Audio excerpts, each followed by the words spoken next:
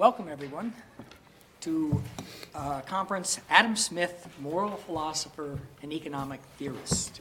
Conferences are amazingly complicated to get organized, and so I have many thank yous to convey for making this possible today and tomorrow. First, I want to thank the Charles Carroll Program, which is a sponsor of this. For those of you who are not aware of the Charles Carroll Program, it's a program that's been at Holy Cross now for 3 or 4 years, which engages in a variety of activities. We have brought postdocs to campus. Professor Matt Dinan was our first postdoc. Faisal Baluch is a postdoc. We have a new postdoc, Carly Harold, who will be coming next year.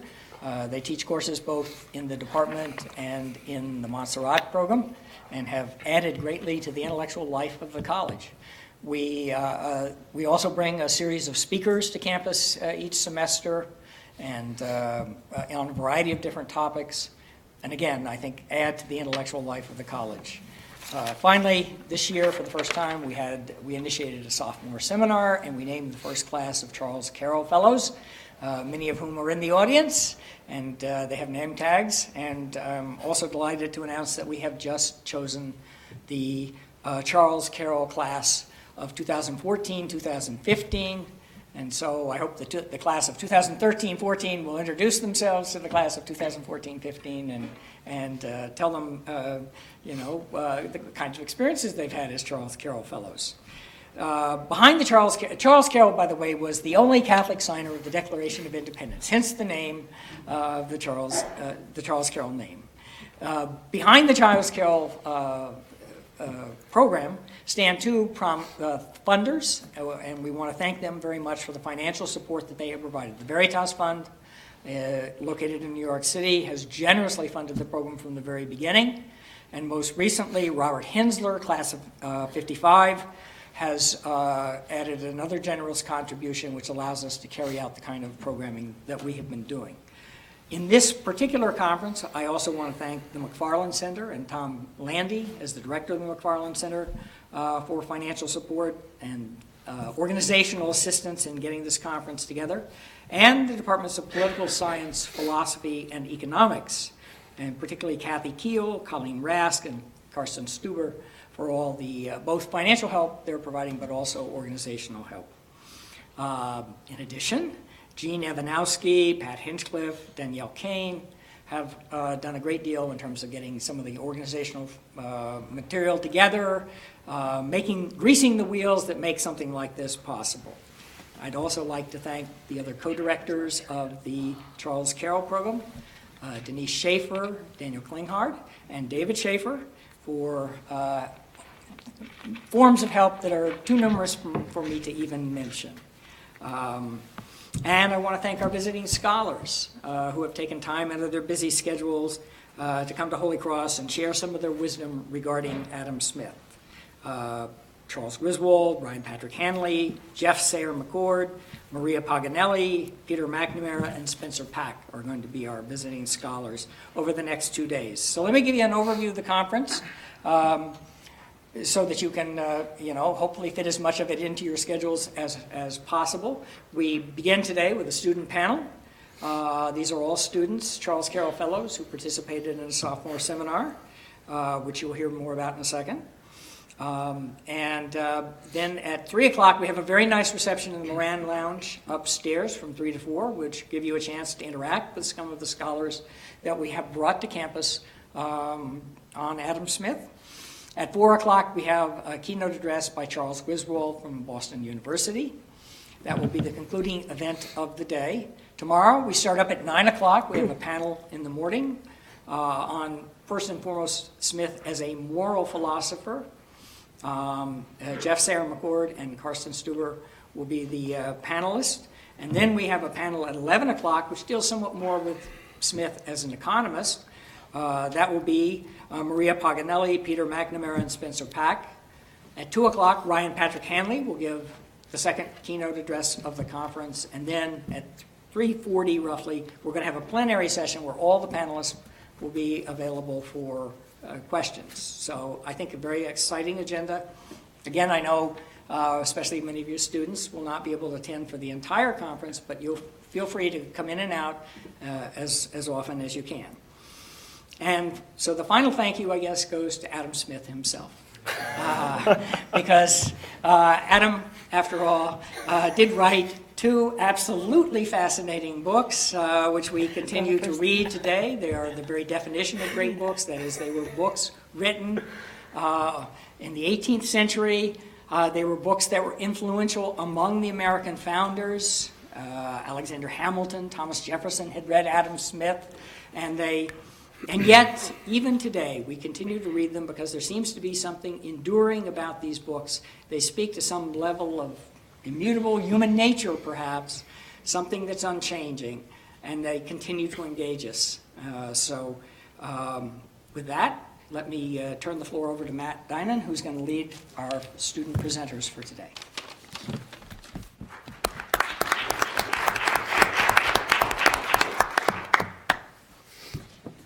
Good afternoon, and welcome to the Charles Carroll Program's inaugural conference here at Holy Cross, entitled Adam Smith, Moral Philosopher and Economic Theorist. I'm Matt Dinan. I was the first Charles Carroll postdoctoral fellow before there even was a Charles Carroll program. And I'm proud to be moderating a panel showcasing some of the outstanding undergraduate students and researchers we have here at Holy Cross. Our student panelists this afternoon are all members of the class of 2016 at Holy Cross, and they were also members of the inaugural class of the Carroll Undergraduate Fellows Program. One of the benefits of this distinctive program is the opportunity to take a special sophomore seminar investigating broad politico-philosophical themes. This year's seminar, led by Professor Brand, was an examination of greed, exploring the moral revolution initiated by classical liberalism, the relation of this revolution to classical and Christian condemnations of greed, and the relevance of these traditional bourgeois virtues to the contemporary world. The class also included an informal practical component as Professor Brand continued his long-standing tradition of helping his students learn to greedily obtain as much free food as possible, an area of competence and study in which he is a world-renowned expert. Inspired by their study of Smith, our panelists this afternoon are bringing his thought to bear on different areas of moral and political life. Our first paper, by Timothy Rice, explains that while there is an uneasy relationship between the theory of moral sentiments and the commercial republicanism of the wealth of nations, he turns to Benjamin Franklin's autobiography for an account of virtue more consonant with capitalism. The second, by Carmella O'Hanlon, compares Smith's understanding of the relationship between capitalism and imperialism with that of Joseph Schumpeter. Our third, by Thomas Krueger, explores the surprising similarities and differences between Smith and Aristotle's accounts of magnanimity as the peak of moral virtue. Our final paper, by Tim Provost, compares Smith's theory of moral sentiments with James Q. Wilson's The Moral Sense, bringing Smith's moral theory into contact with contemporary understandings of the evolutionary origins of morality. There will be time for questions and discussion after the students have presented their papers, and I thank you for your attention, and I'll see you again after our students have presented. Thank you. Hi, everybody. As Professor Dinan said, my name is Tim Rice, and I guess we will just get started. As I'm sure many of you are aware, Adam Smith wrote like 3 books, and 2 stand among the rest, among his work and philosophy of all time, and they are The Theory of Moral Sentiments and The Wealth of Nations. These books were published less than 2 decades apart from each other. They, as I said, they're the only 2 books really that Smith wrote, and yet they don't seem to fit together. As long as there has been Adam Smith scholarship, there has been scholarship devoted to this idea of the Adam Smith problem. That is, that the moral code centered on the development of benevolent virtue set forth in the Theory of Moral Sentiments seems an uneasy fit with the self-interest centered economic philosophy of the wealth of nations.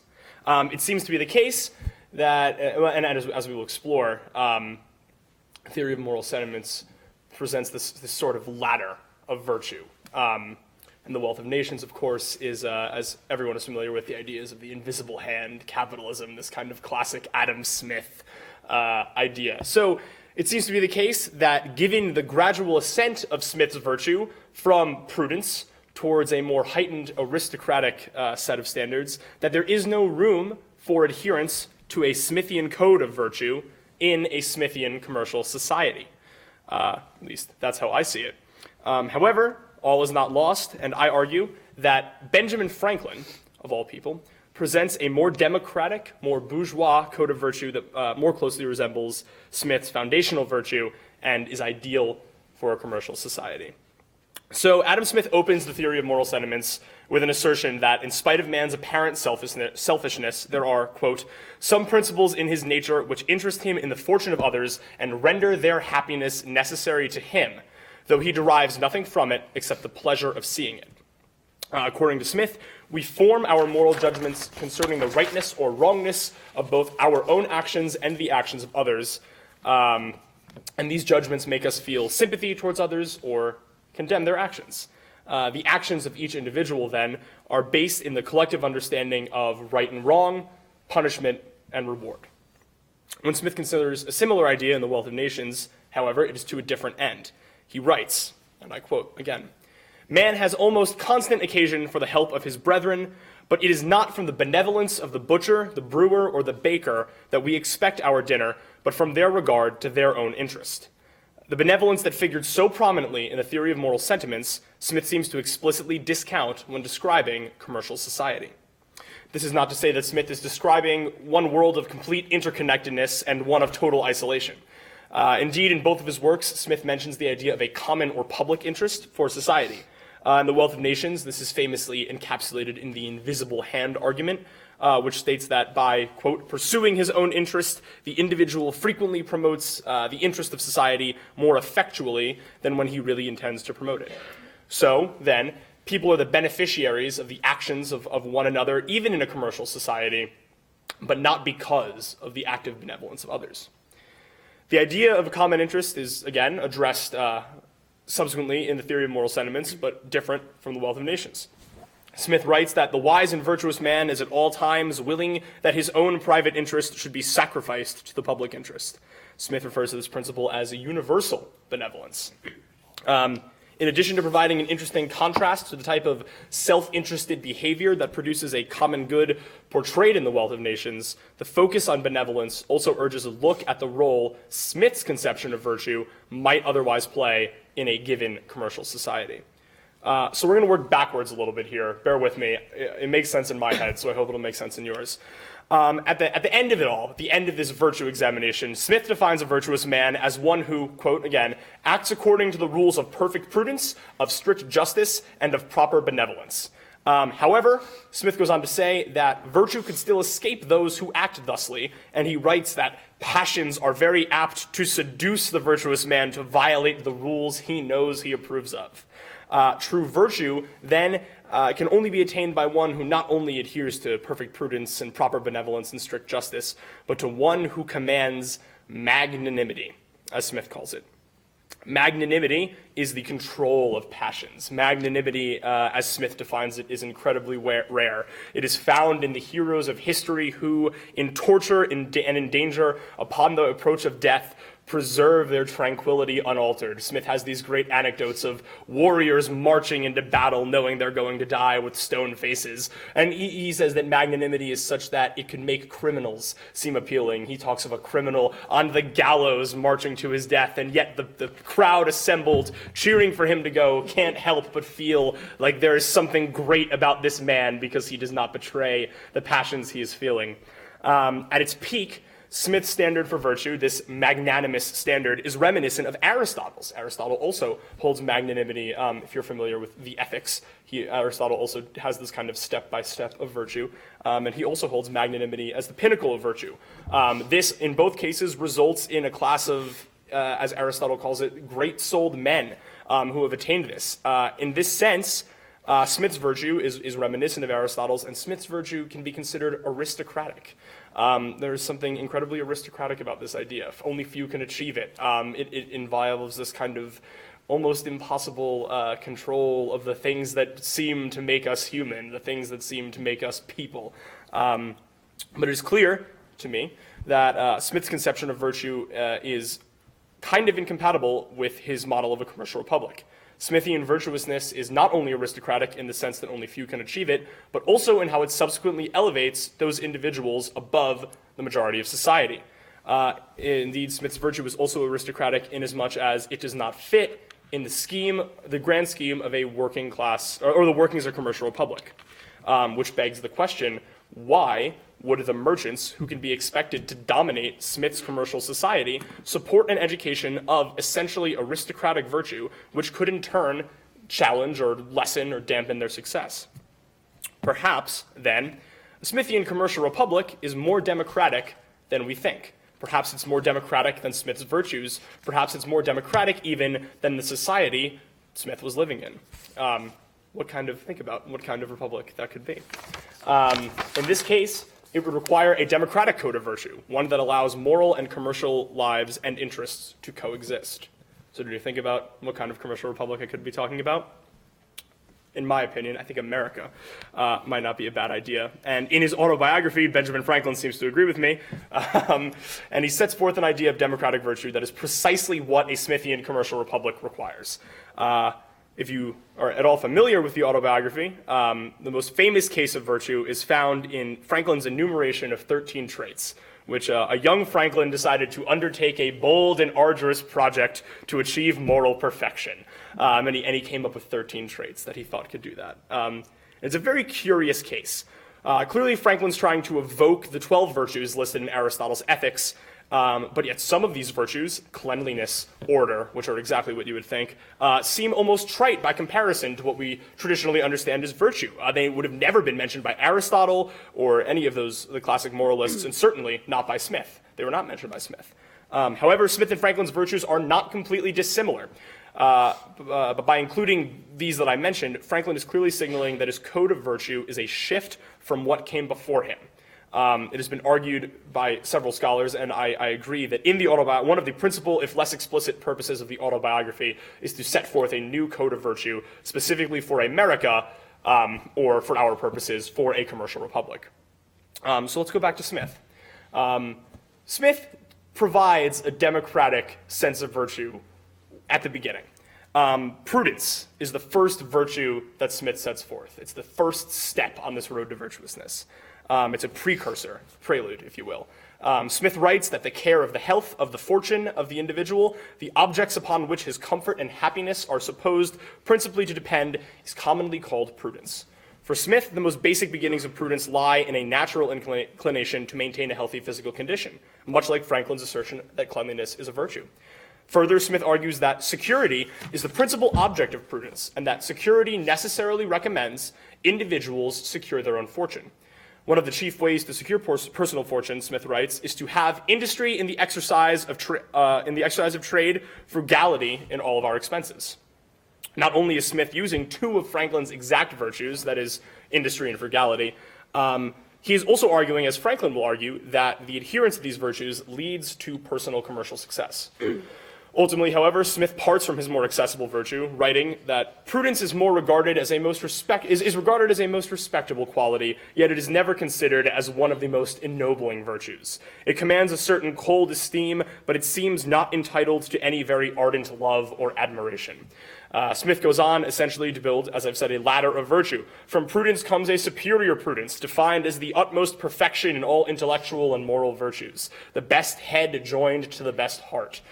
Smith carries virtue to the previously discussed ideas of universal benevolence and ultimately to magnanimity. Thus, Smith's virtue begins as Franklin's does, and in a way it demonstrates what Alexis de Tocqueville called self-interest rightly understood. We see the differences between aristocratic and democratic virtues. They're just as one would expect. Smith suggests regard for self-interest is part of a natural step to understanding a larger interest, where Franklin sees them, as The Wealth of Nations also suggests, as one and the same. essentially. Smith sees prudence as leading to respect, but not to the honor and glory that comes with magnanimity. Franklin, however, sees no place for any honor beyond the respect of fellow members in a commercial republic. In a commercial republic, one man necessarily cannot be lauded by another in the way the ancients lauded their heroes, in the way that peasants laud the aristocrats. Respect of a fellow citizen is the highest honor one can achieve in a democratic society, and Franklin sees virtue as a means by which to do this. We return then to the rest of Franklin's virtues. Together, they fulfill the purpose of providing a new nation and a newly emerging culture with a model appropriate to them. I argue that Franklin presents a democratic or bourgeois virtue, and that this is beneficial to a commercial republic. However, many of Franklin's critics dissent. That they say that it's not a virtue; it's a get-rich-quick scheme. They look at the Poor Richard's maxims: "A penny saved is a penny earned."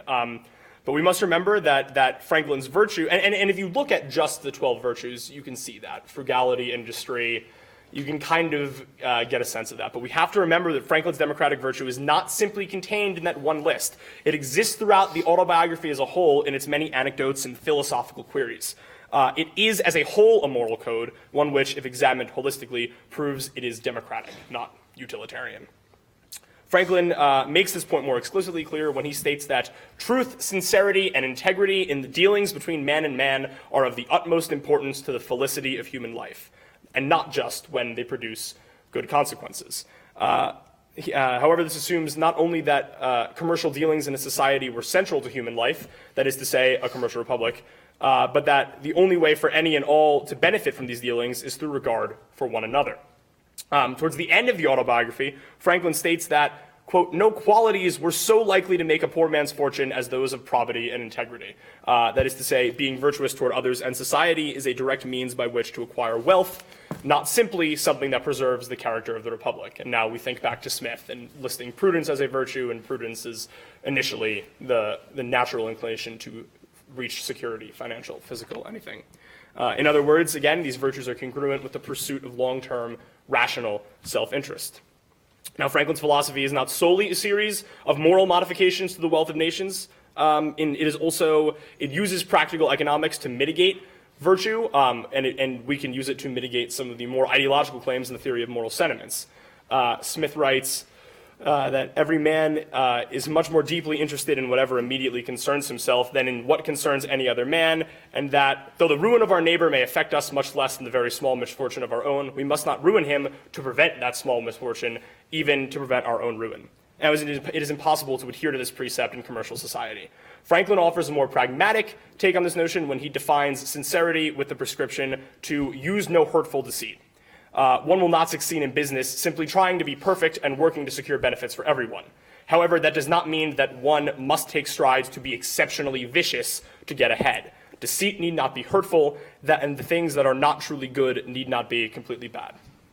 To sum up then, it is clear that Benjamin Franklin provides an alternative to Adam Smith's aristocratic virtue, which is better suited for commercial republics. Though Franklin had America in mind, specifically when crafting these virtues, it is nonetheless applicable to any society where public and private interests are necessarily intertwined. This virtue allows for self-interest to be pursued freely, while ensuring that even the most spirited of one's pursuit will not damage another's or the common good. Finally, although the entirety of Franklin's virtues resembles only the building blocks of Smith's virtue, we must remember this does not make Franklin's virtue any inferior or less virtuous than Smith's. Rather, they are simply a different, you could argue better, approach to the same problem, in the same way that democracy is not necessarily inferior to aristocracy. It is, then, just as possible to achieve virtuousness in Franklin's world, in our world, as it is in Smith's. Thank you.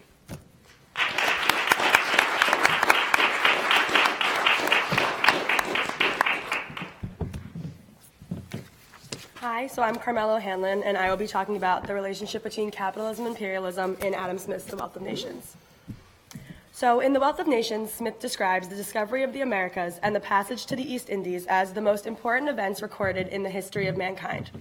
The discovery of new markets for European goods and new sources of raw material lead to the expansion of trade to a global economy, and eventually lead to the emergence of modern capitalism. In Smith's The Wealth of Nations, he outlines the benefits of a market economy and unrestricted trade, and how through promoting individual self-interest, the system in fact inadvertently benefits the country as a whole. Yet, despite all these benefits of the New World Order, Smith is very critical of British imperialism, more specifically the monopoly of the East India Trading Company. Therefore, it is unclear in Smith whether imperialism is concomitant with capitalism, or the remnants of an anachronistic mercantilist mentality. While Joseph Schumpeter argues that the remnants of feudalistic ideals in the nobility is responsible for the development of imperialism and colonial rule, Smith points rather to the disproportionate influence of merchants over government affairs as the source of British imperialism.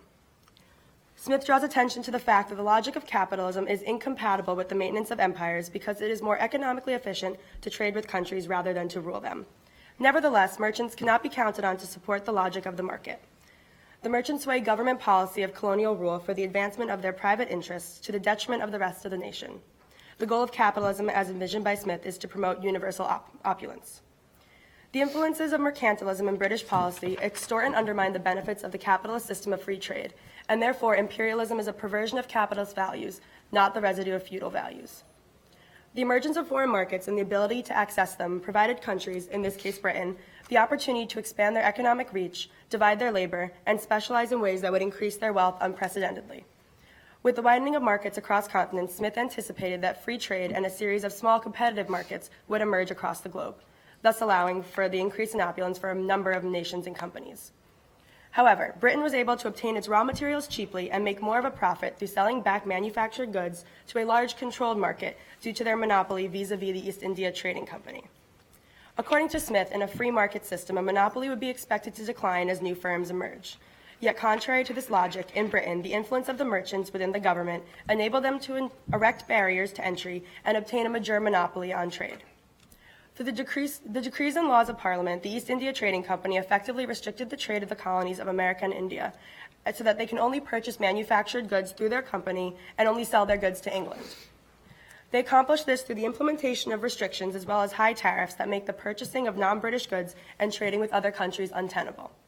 To quote Smith, "To prohibit a great people, however, from making all that they can of every part of their own produce, or from employing their stock and industry in the way that they judge most advantageous to themselves, is a manifest violation of the most sacred rights of mankind.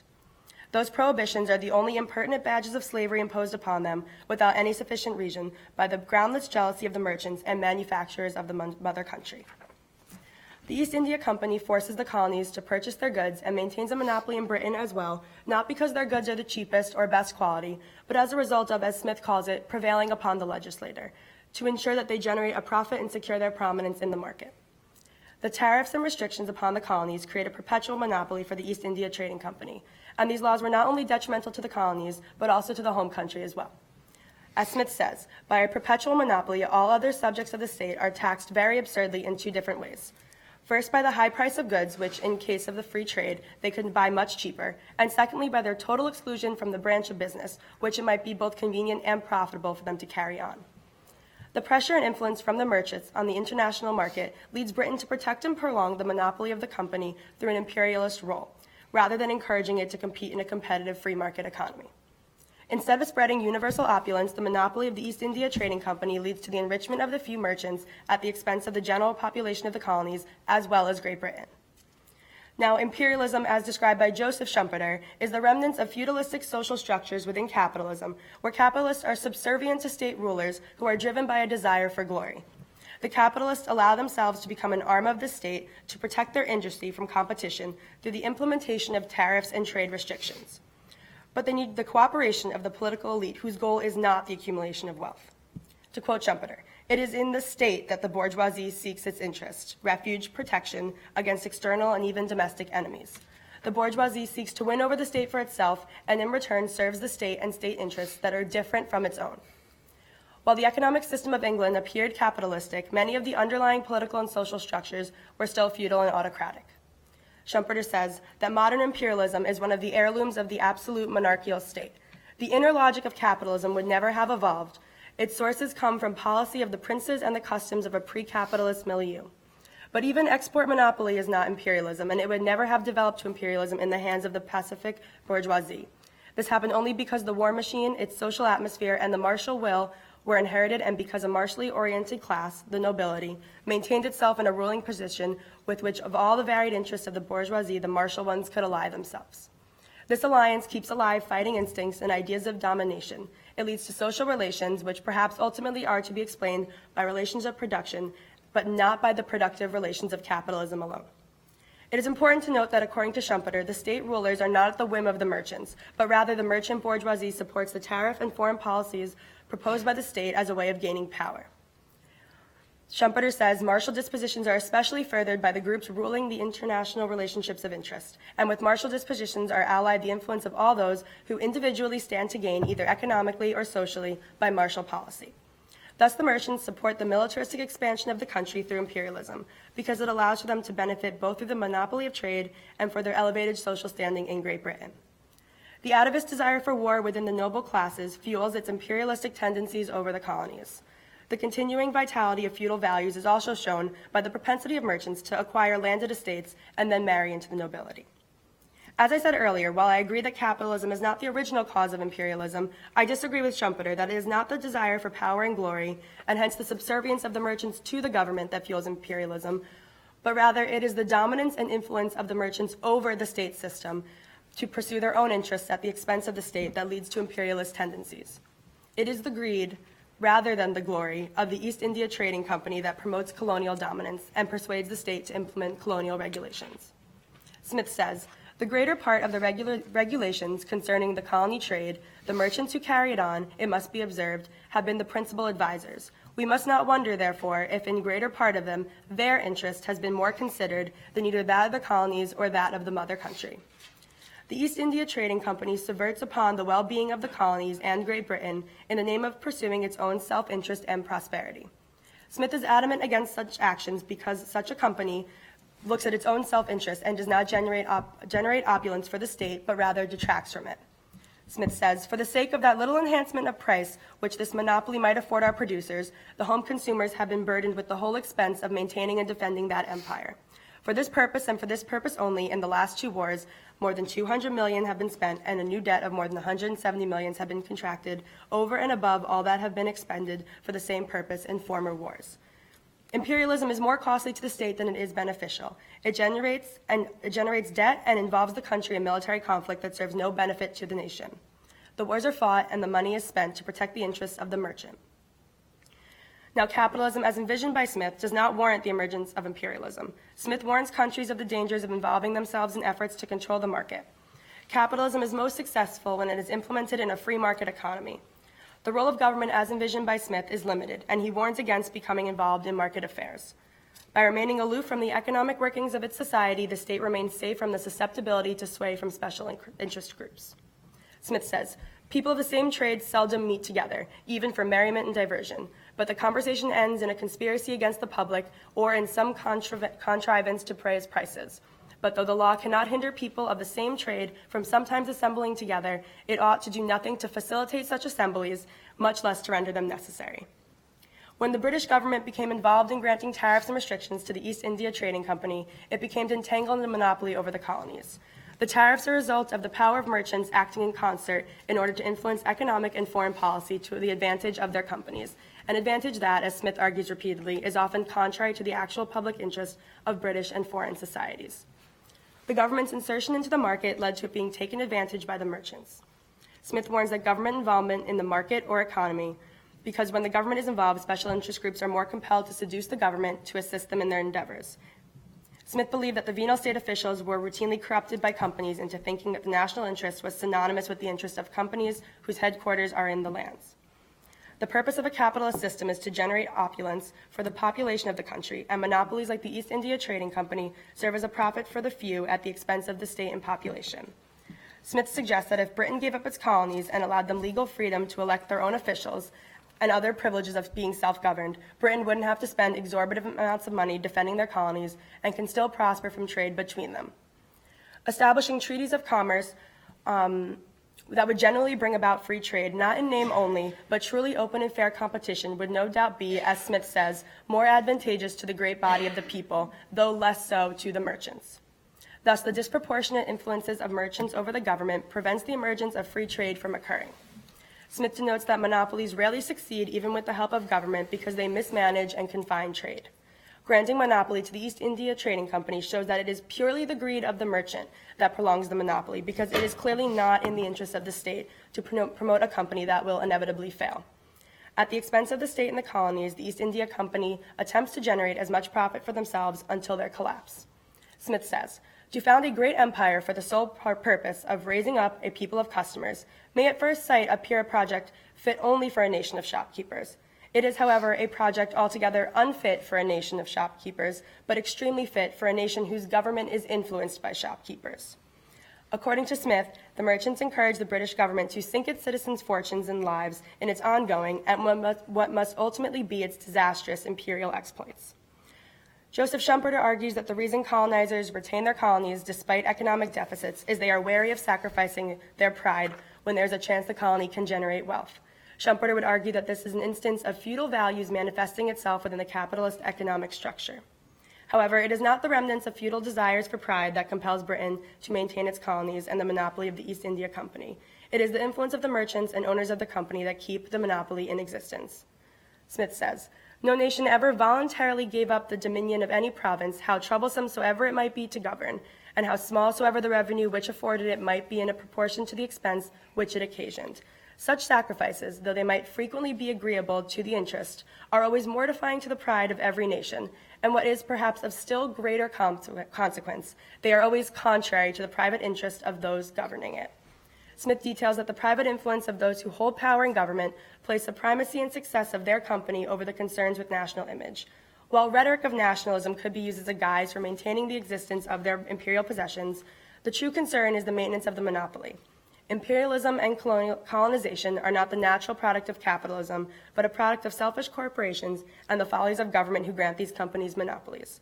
The government is blind to the consequences such deals will bring to the mother country and the colonies. True free trade is the natural progression of capitalism, and as I have argued, the greed of state merchants, not the fault of the system, is what produces imperialism. Thank you.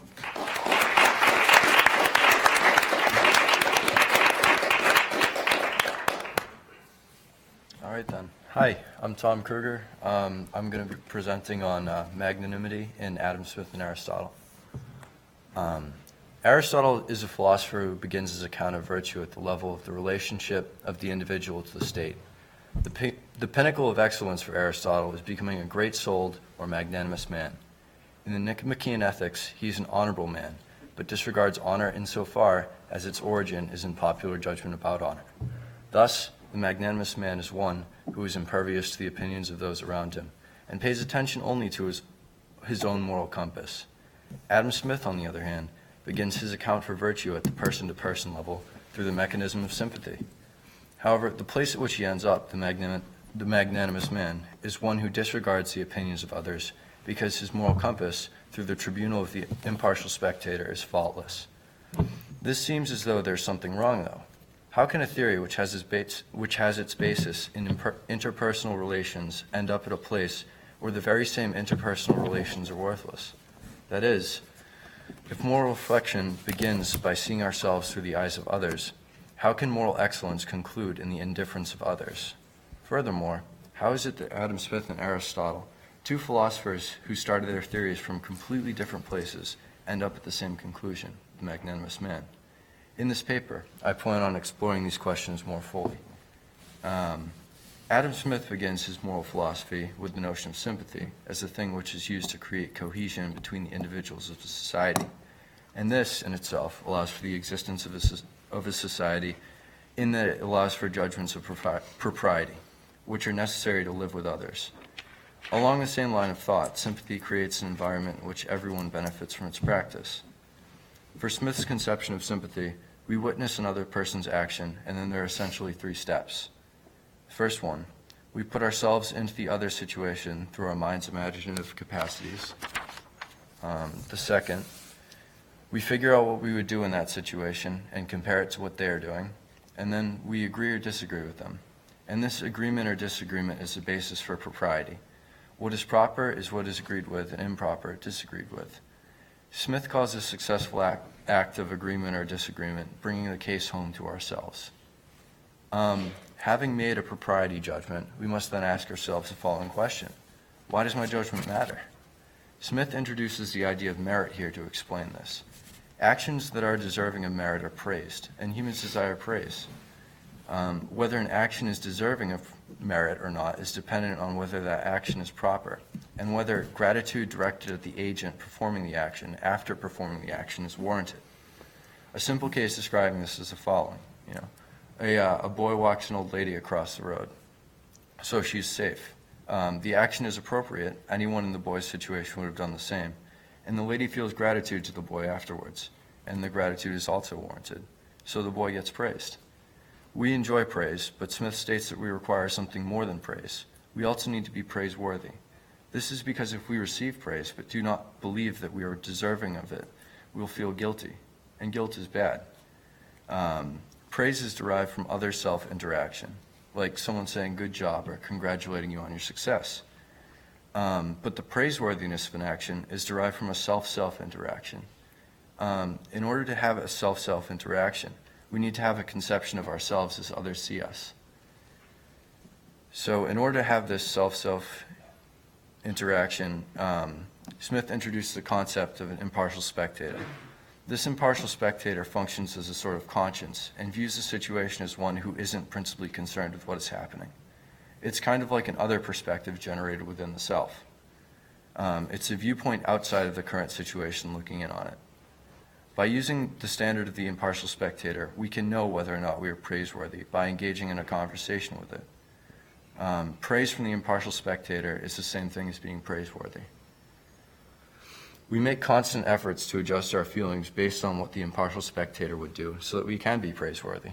It is this process of emotional adjustment that gives rise to virtue. A virtue, there are two components. The selfish virtue of prudence, which is designed to help us take care of ourselves, and the other oriented virtues of justice and benevolence, which help us to participate in the joys and sufferings of others. Prudence is the virtue which prevents the needless suffering of self and focuses on, quote, the care of health, of the fortune, of the rank and reputation of the individual, the objects upon which his comfort and happiness in life depend. Prudence is the most common sense virtue. It's common knowledge that if we fall from a better situation to a worse one, we suffer. And suffering is generally a thing to be avoided, so we need to be prudent. Smith describes a prudent man as being one whose conversations are dull but offend no one. They may not be very talented, but of the talents they have, they're genuine. It's sort of the mold of the common man, someone everyone can be. This is because prudence is a virtue that can be practiced if one possesses, as Smith puts it, a degree of self-command which the weakest of mortals is capable of exerting. The virtue of justice, the first other-oriented virtue, is that which gives us reason to disrupt the happiness of others based on our sense of proper resentment for crimes attempted or committed. Smith gives countless examples, all describing why it is that justice is necessary and virtuous, by showing how societies with no conception of justice go horribly wrong. Justice reigns in our own self-interest so that it's not a detriment to our own society. Finally, Smith goes into great detail outlining what proper benevolence is. He says that the interests of the virtuous individual should be subservient to the interests of the society in which he belongs, and that one with this sentiment should be able to make the same sacrifice for something that is larger than himself. This being the case, he says that God is responsible for those things above himself, and that we're only responsible for our own sphere of interactions. He says, quote, the administration of the great system of the universe is the business of God and not of man. To man is allotted a much humbler department. This humbler department he talks about is proper benevolence, and it's a virtue that humans should strive to practice. Most of the time, it's difficult for one to achieve the correct sentiment in a given situation. The appropriate courses of action in each instance of passion correspond to the correct sentiments a person should possess, and the correct sentiments are derived from the impartial spectator's viewpoint. Virtuousness is dependent on what kind of action people choose in a situation. Smith clearly recognizes that no human is perfect, so he warns us to pull off the mysterious veil of self-delusion before we begin, so that we don't deceive ourselves into thinking that we are doing what an impartial spectator would when we aren't. Virtue requires more than just rules formulated as an impartial spectator relying on inherent judgment systems. What is necessary for someone acting from virtue is that his intentions are in line with his action, namely, that he does not act because it is his duty to act. He acts because he wishes to act, and consequentially, it's also his duty to act. Our emotional dispositions must be transformed in a sense, so that we don't merely use the sentiments of the impartial spectator when it suits us, but that we adopt them so that we can become them as much as that is possible in the first place. Overcoming the difficulty of obtaining these correct sentiments comes from the mastery of self, or self-command. One achieves this self-command by mastering all of the passions that we feel. Smith breaks the passions into two classes, ones that are hard to restrain even momentarily, and those that are easy to restrain momentarily but lead to ruin in the long run. An example of the first class would be something like fear or hatred, and love, and then laziness would be one of those second-class kind of passions. At this point now, Smith gives us two standards by which we can measure ourselves, so that we can know how we stand as far as how virtuous we've become. The first one has to do with our exact degree of propriety and perfection as far as we are able to comprehend the idea. And the second one is the degree to which others who achieve propriety commonly attain. So Smith says that both principles have their uses, but that those who focus on the first principle will achieve magnanimity all the faster. This is because the first relies on an evolving standard which improves as you do. The second principle can lead to improvement, but does not necessarily do so. You can see this if I compare how magnanimous I am or how proper I am compared to, say, an infant. An infant has no conception of propriety, but it's clear that I have attained a greater degree of propriety than it. So that doesn't help you at all. It sort of inflates your own ego and gives you an idea that you're more magnanimous than you actually are.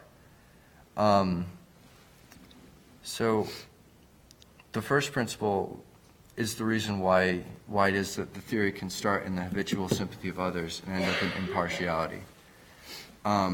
It relies on a non-human based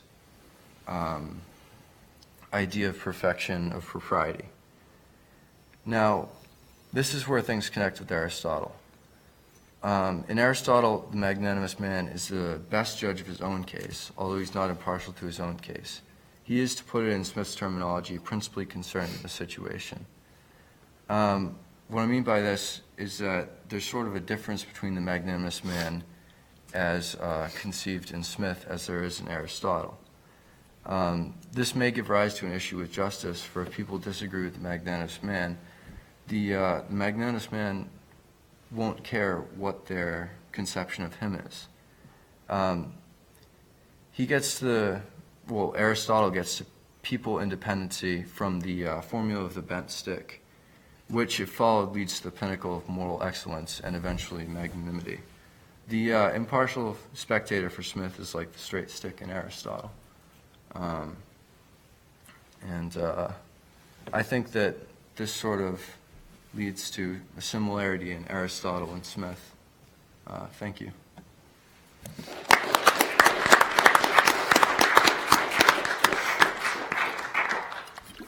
Is everybody still with us? It's a lot of heavy info for like 35, 40 minutes to just be thrown at you. Anybody got to go or use the restroom? No? Okay. Just checking. It's been a while. Okay. So, as we've been talking about, Adam Smith is primarily known today by most people as the founder of capitalism and for the Wealth of Nations. But, as we've already stated also, primarily he was a moral philosopher. And his first book, which was published in 1759, The Theory of Moral Sentiments, which you've all heard a lot about, it went against the standard views of human morality of its time by using what we would probably now refer to as social psychology. And he used social psychology to explain human morality and the forces that drive mankind to act as it does. So in this work, Smith shows that our sense of morality is a natural result of the social environment in which we live.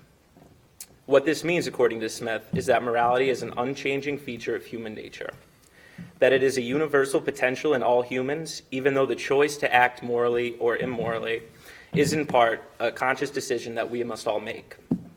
So after constant repetition, this process, the process of acting morally or immorally, it becomes almost automatic. We do not always have to think about making some moral choices because the process has become reinforced over time. So sympathy, which is what we would probably call empathy today, serves as the basis for Smith's entire moral philosophy. The very first paragraph of the Theory of Moral Sentiments, it introduces this concept. And the very first paragraph reads, "How selfish soever man may be supposed, there are evidently some principles in his nature which interest him in the fortune of others, and render their happiness necessary to him. Though he derives nothing from it except the pleasure of seeing it, of this kind is pity or compassion, the emotion which we feel for the misery of others, when we either see it or are made to conceive it in a very lively manner. That we often derive sorrow from the sorrow of others is a matter of fact too obvious to require any instances to prove it. For this sentiment, like all other original passions of human nature, is by no means confined to the virtuous and humane, though they perhaps may feel it with the most exquisite sensibility. The greatest ruffian, the most hardened violator of the laws of society, is not altogether without it." So here Smith brings up the ideas of self-interest, sympathy, and the universality of sympathy. The first of these two concepts are not explicitly defined nor explained within the paragraph, they're just vaguely introduced. So Smith recognizes that people are primarily concerned with their own self-interest, and that is because a person can understand himself or herself better than any other person is able to do. This is because, as Smith goes on to state in his second section of the Theory of Moral Sentiments, that every person has a very unique set of experiences that make up their life, and therefore no one is able to fully appreciate or comprehend the entire life of another person. This shows that sympathy, which is the driving force in Smith's concept of morality, is rooted in the idea of the self. Despite the fact that people are so unique, there is still enough commonality among us all that we can identify and sympathize with each other. So Smith defines sympathy as the source of our fellow feeling for the misery of others, and that it is by changing places in a fancy with the sufferer that we can come either to conceive or to be affected by what he feels. So for example, if a spectator witnesses a person suffering, then they are naturally inclined to picture themselves in the position of the sufferer, and they reflect upon how they would feel if they were themselves in the same situation. So according to Smith, this ability to sympathize can be found in even the most brutal and lawless people. And our process of moral behavior begins with the self, but that does not necessarily mean that we will pursue self-interest when it conflicts with our sense of moral duty. So another renowned social scientist, James Q. Wilson, who's pretty popular here among the Holy Cross Political Science Department, he's done some more contemporary research on morality. So in 1993, Wilson published The Moral Sense, which looks at morality in a slightly different way than Smith did. Wilson's work, which is clearly rooted in Smith's ideas, however, does use modern scientific evidence to support some of Smith's claim, one of which being that morality is in fact a natural element found within human beings. However, Wilson differs from Smith by arguing that our moral sense is not an unchanging natural element of humanity. Wilson asserts that our sense of morality is the product of evolution, that it can and does evolve with changes in society. So the first chapter in Wilson's book also discusses the sense of sympathy because it serves as his basis for the understanding of what morality is. He defines it as the human capacity for being affected by the feelings and experiences of others. It is both a motive and a norm. And he uses empirical data to explain how sympathy has changed with evolution, and his beliefs appear to be more scientifically based. Altruism, Wilson states, is quite paradoxical by nature, and to prove that sympathy is a natural element of human life, he must show how it has allowed for the survival of the human race. To do this, Wilson turns to Darwinian evolution, and more specifically, the evolution of genetics. The theory of inclusive fitness states that all animals will make sacrifices for others with whom they share genes and in proportion to the degree of that sharing. So these sacrifices, they're based on the need for one's genes to survive over time. Evidence of these sacrifices can be found within nearly every animal species. For instance, Wilson states, saving a grandmother past the childbearing age makes no biological sense for humans because she can no longer pass along her genes to the next generation. Smith himself realized this concept long before science could empirically support it. And in the eye of nature, Smith claimed, it would seem a child is a more important object than an old man, and excites a much more lively as well as a much more universal sympathy. The child is a member of the family responsible for passing along the family's genes. And this responsibility gives the child more biological value, and thus it elicits a stronger sense of sympathy than the old man or the grandmother. Smith also noted that as family members become more biologically distant, the level of affection they feel towards each other gradually weakens. However, he accredited this to social reasons, saying that it is because affection is really nothing but habitual sympathy. This implies that affection felt by immediate family members is strong only because family members know each other very well and have much more shared experiences than most other types of relationships. Wilson describes the family as the place where children grow and develop their moral sense, which is something that is intuitive even at an early age. He explains that very often people think of a child as either a blank slate, or a miniature adult, both of which are false. Children are born with the ability to make decisions and to make judgments on their own, but their interactions with family members develop and modify this innate ability. This need for genetic reproduction and habitual sympathy partly explains why families and close relatives act altruistically towards each other. However, there is also another very likely theory that Wilson has in regards to how altruism and sympathy have sustained throughout mankind's evolutionary history. Wilson states, we engage in altruistic acts, such as helping non-relatives, caring for adopted children, or being affectionate towards pets, in order to impress others with our dependability and hence to increase our opportunities to have profitable exchanges with these others. There's a great deal of truth in this. Having a reputation for doing one's duty, living up to promises, and helping others will enhance one's own opportunities. Moral behavior is far more common when utility conspires with duty, and the strongest moral codes are invariably those that are supported by considerations of both advantage and obligation.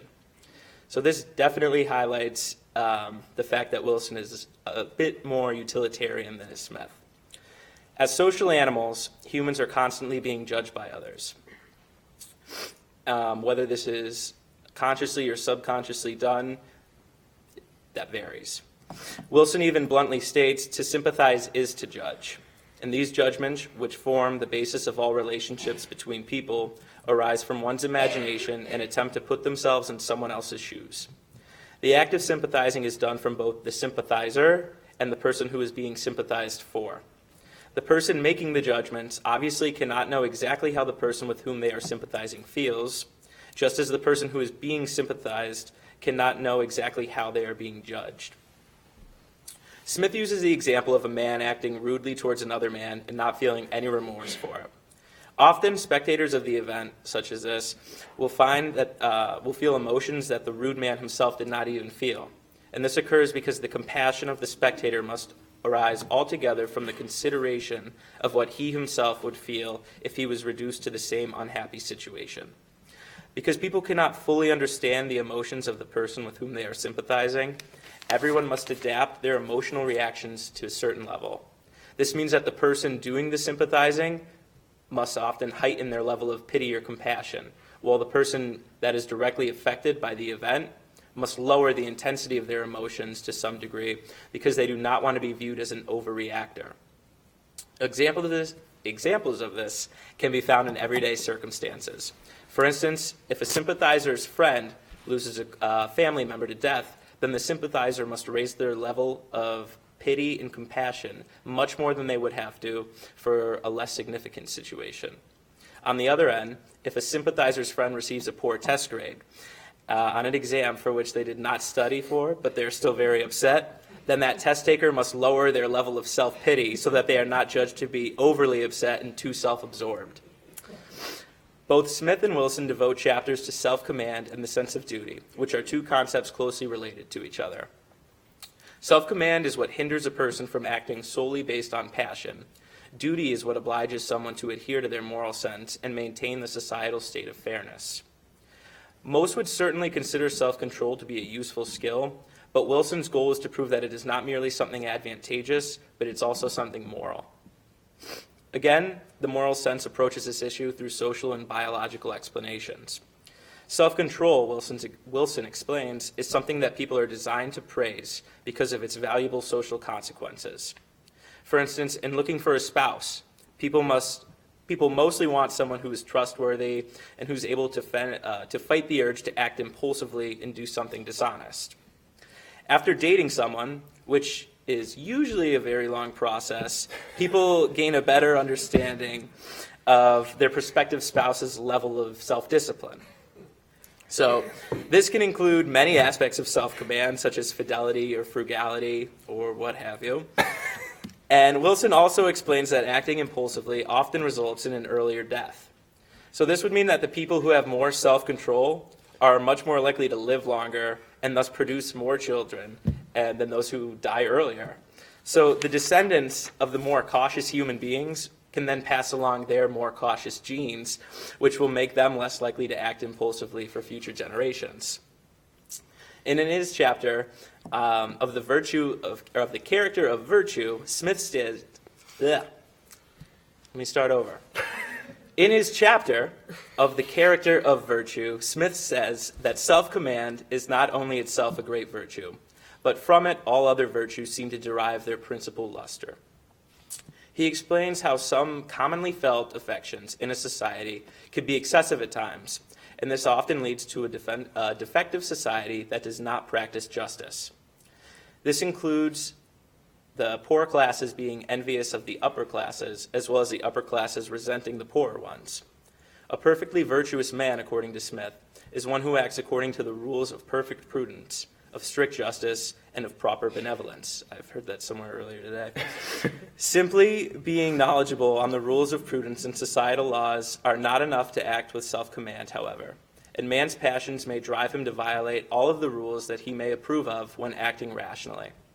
The most perfect knowledge, Smith states, if it is not supported by the most perfect self-command, will not always enable man to do his duty. Acting with self-control is in fact a moral obligation that people must adhere to. If a person becomes angry with their neighbor and lets their passionate feelings govern their actions, then their ability to fairly judge that person will be impaired. Oftentimes the law, which is created to enforce fairness and justice within society, will be broken in these scenarios. It is the duty of every citizen to obey the law so that justice and fairness within a society can be secured.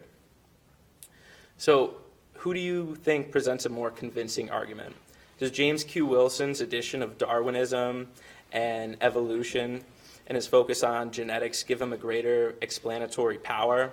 Or is Smith's focus on intrinsic moral sense more persuasive? Because after all, we are holding this two-day conference in honor of Adam Smith and his moral philosophy, which still holds some relevance today. And so I think that the two would certainly disagree on some points, but I do believe that Smith would agree with Wilson's final passage in the moral sense, which reads, "Mankind's moral sense is not a strong beacon light radiating outward to illuminate in sharp outline all that it touches. It is rather a small candle flame, casting vague and multiple shadows, flickering and sputtering in the strong winds of power and passion, greed and ideology. But brought close to the heart and cupped in one's hand, it dispels the darkness and warms the soul."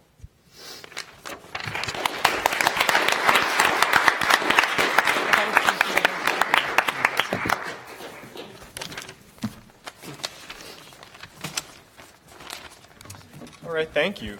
For the first time in my conference-going life, not a single one of our speakers went over time. Which I think shows how far we fall as our scholarly careers drag on. I'd now like to open the floor to our student attendees and give them the opportunity to ask one of our panelists or more a question, you can, I'd ask that you direct your question to a particular speaker, and you can just point if you don't remember their names. I noticed there's a microphone in the middle, so perhaps that would make it easier for people to hear or use that.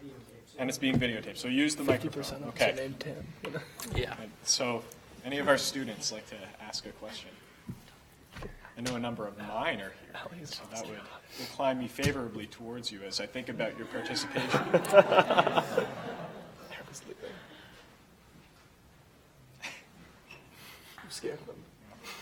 Had the opposite effect. Luckily, I'm magnanimous, so I don't care.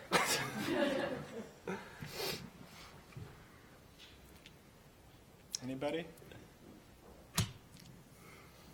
Maybe a question will occur to you after we let our professors go at it. So let's open the floor up to everybody. Please go to the microphone. This question is for the second speaker. And my question is, perhaps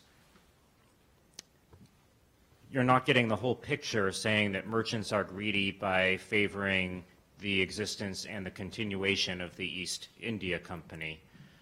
The other part of the picture is that the state has enabled them to channel their greed into a counterproductive colony.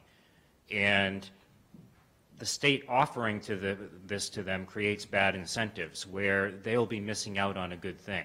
They will be at a disadvantage to their peers if they don't get involved in this profitable monopolistic adventure offered by the state. So I'd just be interested in your response to that. I can see where you're coming from with that, but I guess what I was saying in my paper was that the merchant, like the state,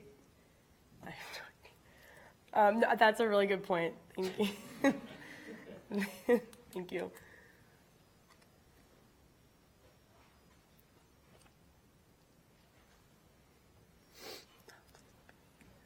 So I wanted to thank all four of you. It was a real pleasure to listen to the papers.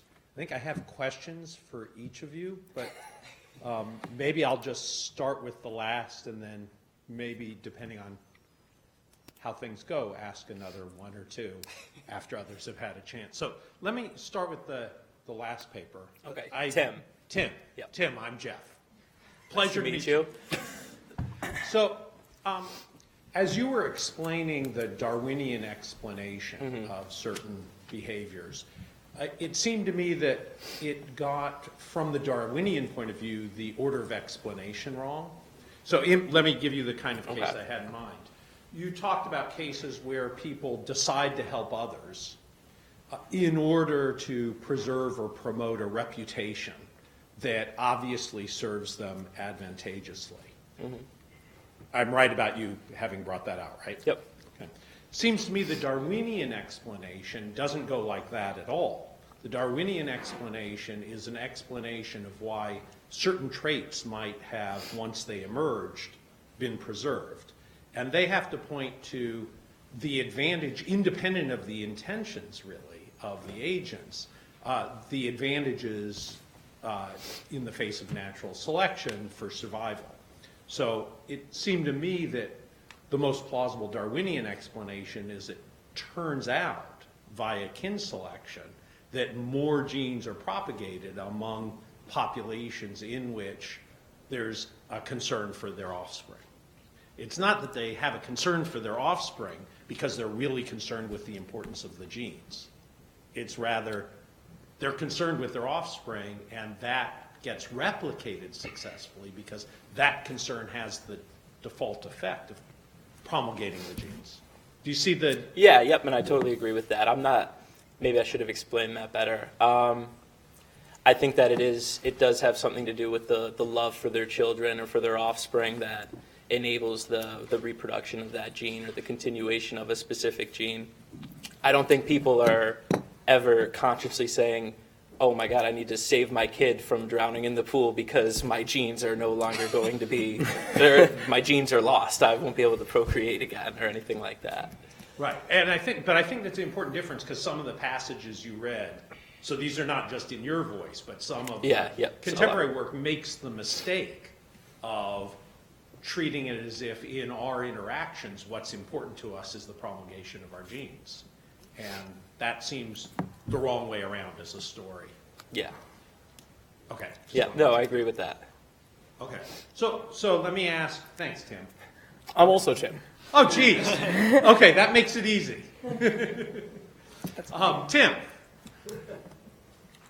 I didn't have a firm grip on what kind of argument you were giving for Franklin's virtues.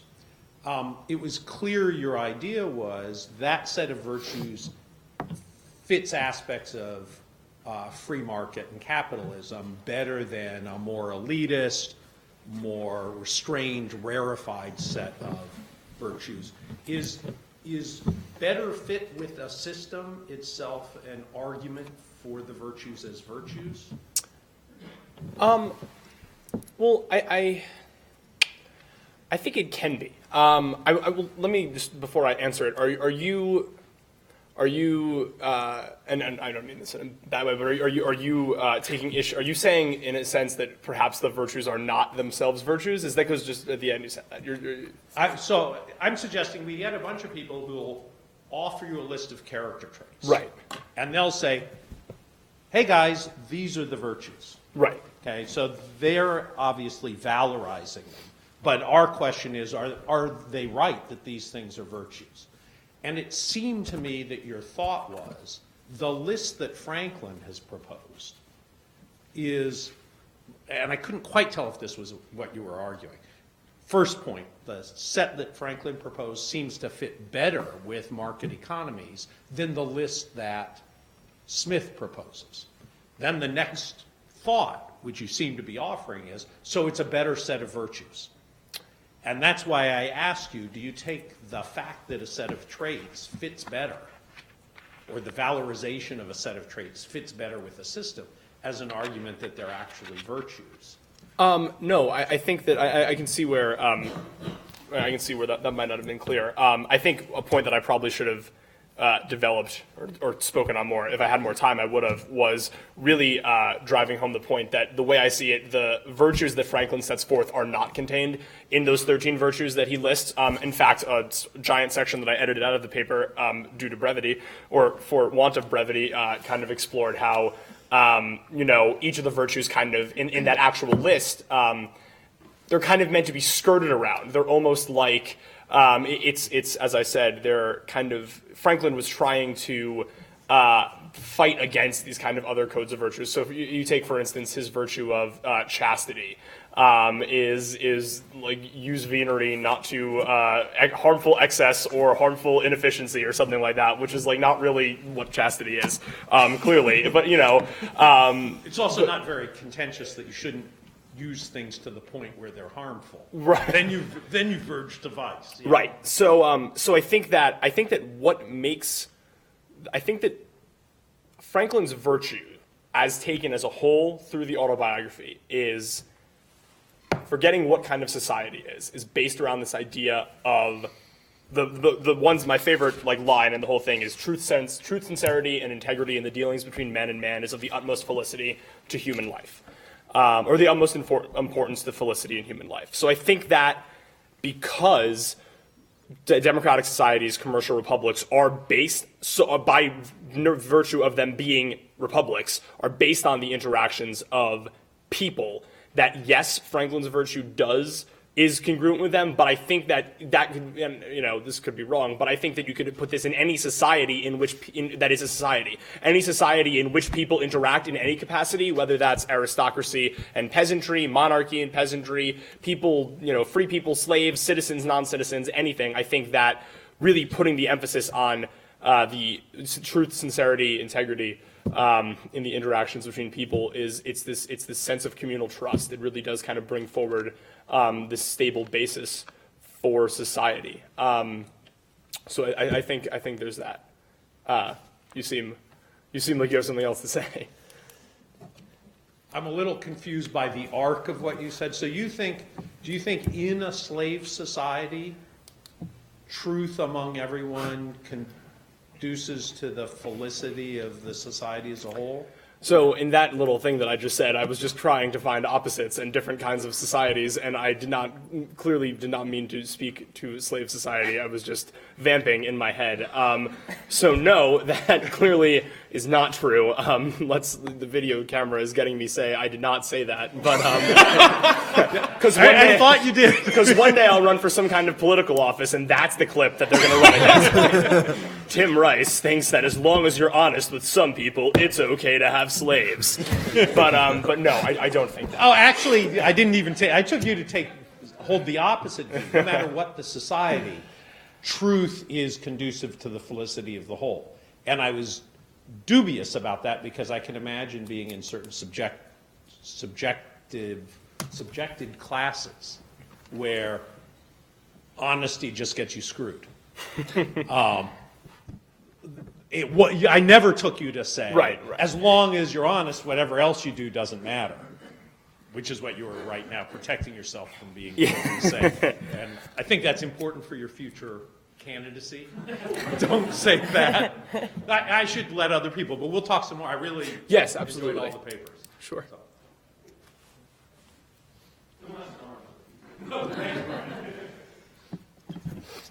First, thank you all for 4 really wonderful papers. It's really exciting to see 4 young undergraduate minds here getting excited about Adam Smith. It's really very nicely done, and I hope the term papers I'm going to read on my way back to Milwaukee are going to be as fine as I wanted to ask a question of the first and the third speaker, perhaps the fourth as well. So both Tims and Tom.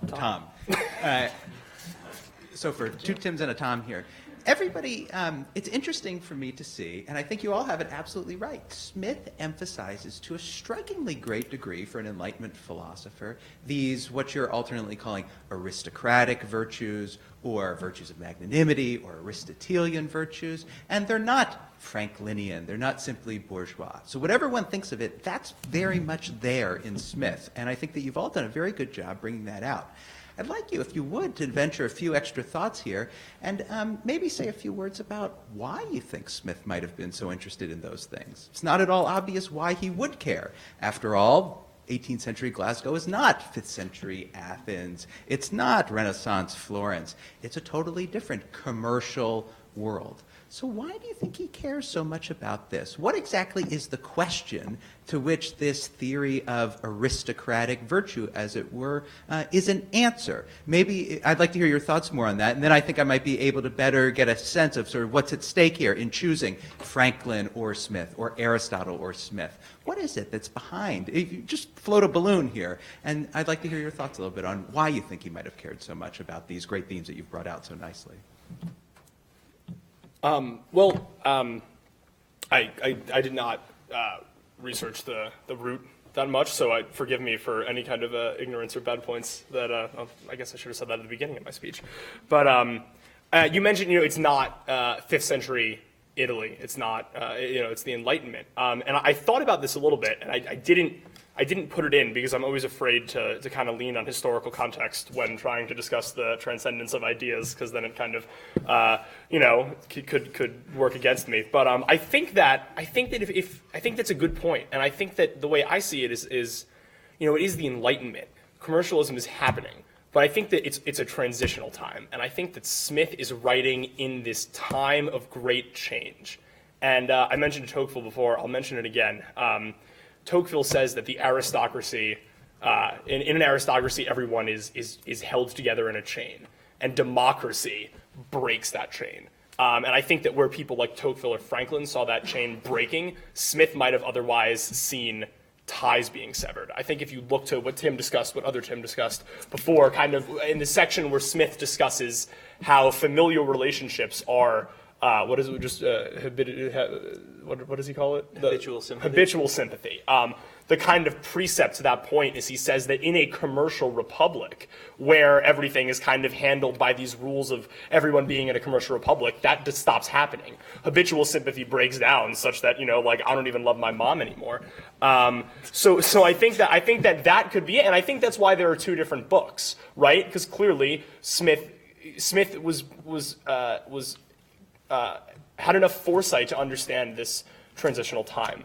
And I think he was trying to reconcile it in some way. Okay, here is how the economics is working, but maybe I don't like the idea of how the philosophy that might accompany that. Maybe I don't think a philosophy can accompany that. And then he's drawing another philosophy which is not completely incompatible with his idea of commercial republics, but certainly harkens back to this other idea, to this that's the way it was, sort of thing. So I think that to the degree that we can consider when and where Smith was writing, without saying that Smith's ideas were solely a product of him being in, and there's all that stuff that you come across, like, oh, well, the reason that the two books work together is because Smith was in France in 1781 when he did this one revision and he was staying at this person's house, and I read one of those articles and then just didn't use it. But I think that would be my take on that, and I'm sorry for saying so much, and I'll let.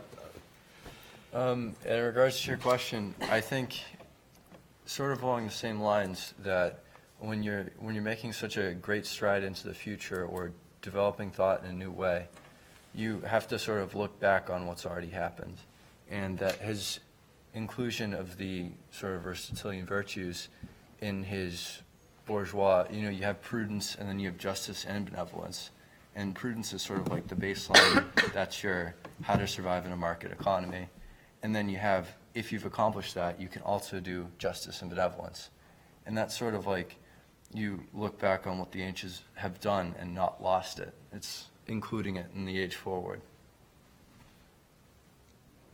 My turn? Well, maybe I misinterpreted the question. I was going to answer it a slightly different way. The title of our course this past semester as Charles Carroll Fellows was Greed, and we were looking at capitalism and the way that our economy is currently working and how the ideas were conceived and things like that, and we're trying to figure out why. And nowadays, they're with Occupy Wall Street, and there's a lot of different movements and ideas that people have about that are very anti-capitalism, that they've been around for a long time. And, well, I think Smith developed this at a time when he was trying to figure out how can I benefit the most people? How can we make the poorer classes how can we take them and put them in a better situation? We kind of came to that realization as a class. At one point, I remember the first time we were talking about it, and we were saying, okay, well, what did he really want to get out of this, out of the wealth of nations, out of capitalism? And I think that all everything in the wealth of nations it's rooted in his ideas from the moral sentiments. He wrote the moral sentiments in 1750, or it was published in 1759, wrote the Wealth of Nations, that was published in 1776. And then he went back to the moral sentiments and revised it slightly. This is kind of addressing like the Adam Smith problem. How could he have this one philosophy which appears to be so different on the surface than the ideas that are conveyed in the Wealth of Nations? And I think it all goes back to him just trying to help the most people that he can.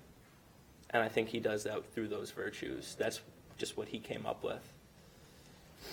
Just one more thing, I just thought of it with your question.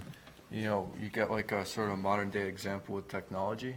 Like they developed this new technology, like, I don't know, there's been a lot of controversy with stem cell research. And it's like, wow, we have this awesome new technology that we can do crazy things with. And then people say, wait, is that really right? And I think that's sort of like what Smith's doing with the emergence of market economy and virtue. Excuse me if I'm wrong. I think we have time for one more question.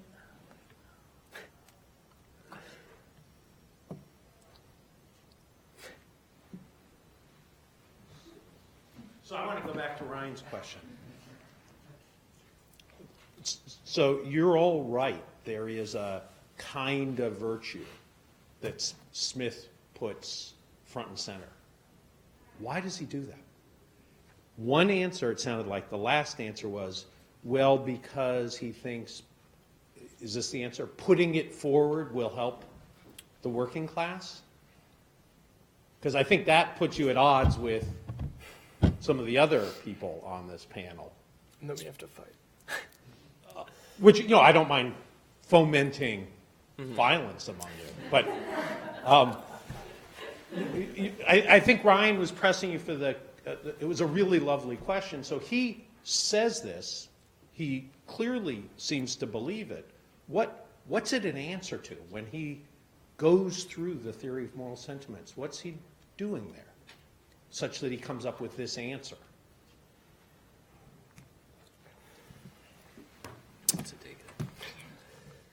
I don't mean to put you on the spot. I just think it's a really important question because he thinks he's getting virtue right, it seems. And then he's trying to explain how we've come to hold that view of virtue. And Tim thinks he's got it wrong, and Tim thinks he maybe has the explanation of it wrong. You left us with an open question at the end of your paper, but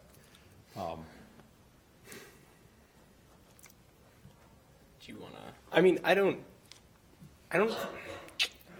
think he has it wrong. I think he has it less good than Franklin.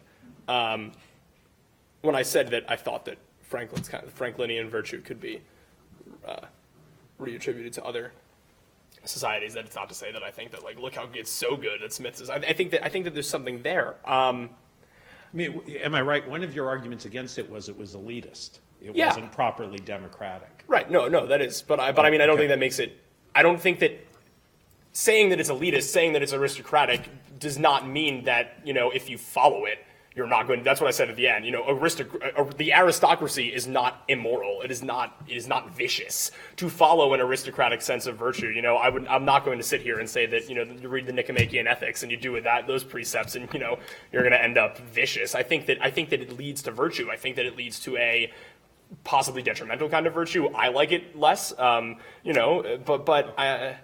I mean, I think my inclination to answer you is first to say I don't know, but second to say that I really want to think that Smith was a little less aristocratic than just the moral sentiments makes him seem. I really want to think that you can shove these books together in a room, and at the end of the day, they're going to come out not with their arms around each other, but at least like kind of okay with each other.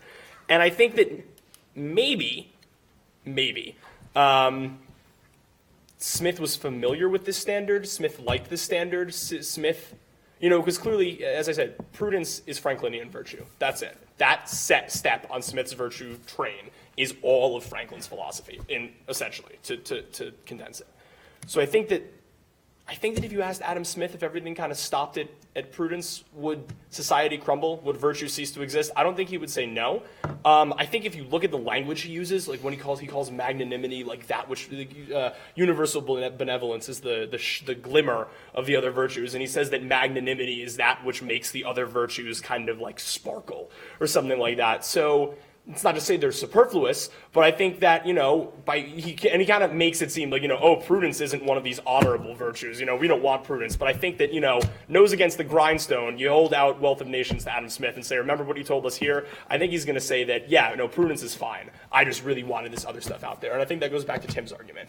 How can I get the best for everyone? It's not just saying, all right, guys, here's where we're at. We're commercialists now. The best we're going to get is prudence. It's saying, here's where you start, but you want to try to get there. And if you wind up somewhere in the middle, I think that's. So let me just ask you quickly. So do you admire people for supreme prudence as much as you admire someone for other things that she might do? Sacrificing herself for a great cause or working tirelessly in the name of justice. I think Smith's observation is it's not that we condemn prudence, it's not that we think it's bad, it's not that we don't think it's a virtue, but it doesn't shine forth in the same way that some of the other virtues do. I guess I'm asking, do you not share that intuition? No, I think I share that intuition. Clearly,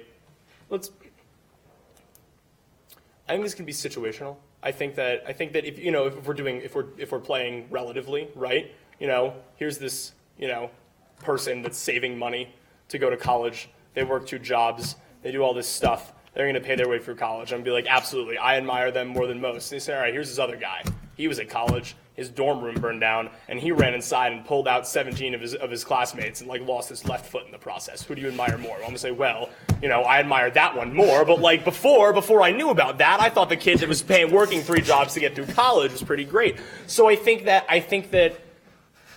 it's not a matter of what do we admire more or what could be better. I think, it's nice to have sparkly things here and then just have good but not so shiny things here. I think that the problem comes in when you're putting forth a moral code for society. And Smith was writing in a society that already had one. Franklin's trying to get a new one. And Franklin is necessarily thinking that he can't go with that. He can't go with the model that had been carrying civil society since Aristotle when trying to build this new democratic republic. And I'll say this too. I'll say that Franklin leaves room for these sparkly virtues. In all of his anecdotes, he has a progression of his own life story where he talks about how when he first started, he had to be prudent and, he didn't just save money, he dressed simply so people didn't think he was spending money. He didn't even read books. He just worked and went to bed. He was this paragon of Franklinian virtue. And then he retired at 35 with a huge fortune and wrote books and invented the library and fought the American Revolution. And he's basically saying, there's one really good quote where he says you have to secure things for yourself first and then you can go out and pursue all these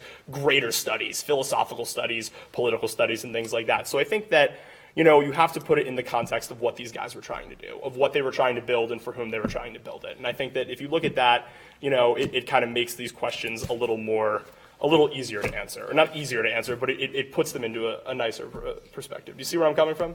Yeah, and I think you just then were answering Ryan's question at the end. Slow and steady. I got there. And now our context is that it's time for our reception. So perhaps we can pursue these things.